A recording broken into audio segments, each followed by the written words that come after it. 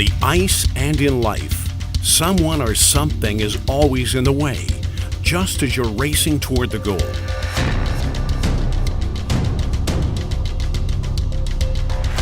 With the right coaches and extra practice, kids with disabilities are succeeding in the rink and in life. But imagine if a child got stuck on the sidelines and couldn't make his or her way onto the ice or toward adulthood. People with disabilities are 2 to 4 times more likely to abuse substances. Substance abuse can lead to addiction, keeping our kids on the sidelines.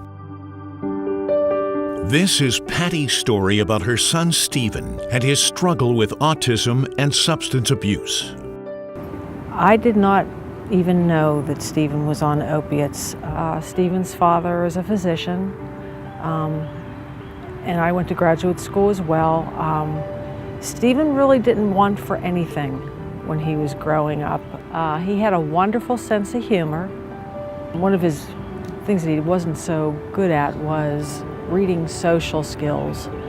Kids would pick on him, and he didn't know. So he had a lot of difficulty with being bullied in school. I think it was a challenge for him being on the spectrum, and originally he was diagnosed with ADHD and he was on Adderall. I did not learn until the day of his celebration of life ceremony after he had passed that he actually sold his Adderall at school. When he graduated from high school, he moved to Nashville, Tennessee with his girlfriend. He got a 4-year scholarship to college and he's doing well. So Stephen and his girlfriend ended up coming back to Columbus shortly after Christmas in 2013. The following week, my ex-husband called me on a Thursday to tell me that Stephen had been arrested. And I said, "What? What for?" And he said, "Theft." And I guess it was another Thursday evening, about a week later, he had called me Thursday night. And I said to Stephen, Stephen, I said, "I'm very disappointed in the way that you're living your life." I said, "because you have such great potential. You could be absolutely anything you want to." That next Saturday, I was called by the Columbus police. And I thought, oh boy, he's gotten arrested again. And they said, "Your son Stephen was found dead of an overdose this morning."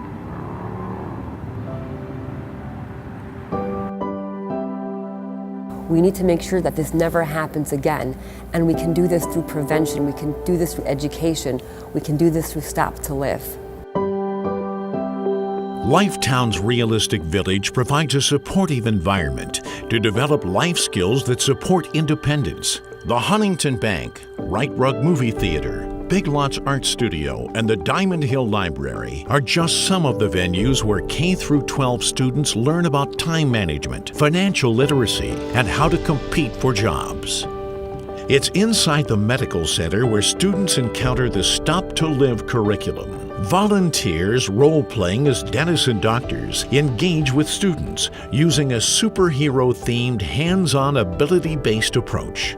To keep the conversation going, Stop to Live's 4 touchpoint system uses repetition and parental involvement using Spark items.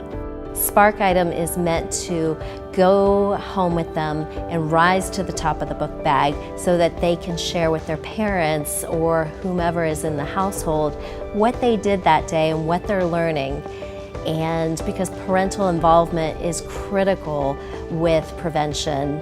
This particular curriculum for kids is very important, particularly special needs kids who could very well be more vulnerable. We definitely see people with a little more mental handicap and the attention problems are really ripe for developing substance abuse problems. We go back to the Nancy Reagan of just saying no, which didn't work, and the police program, just trying to scare kids to not use drugs, doesn't really work. Prevention's got to be taught, practicing, taking what you've learned and actually putting it in action so you actually know what you might do when you're really faced with that situation.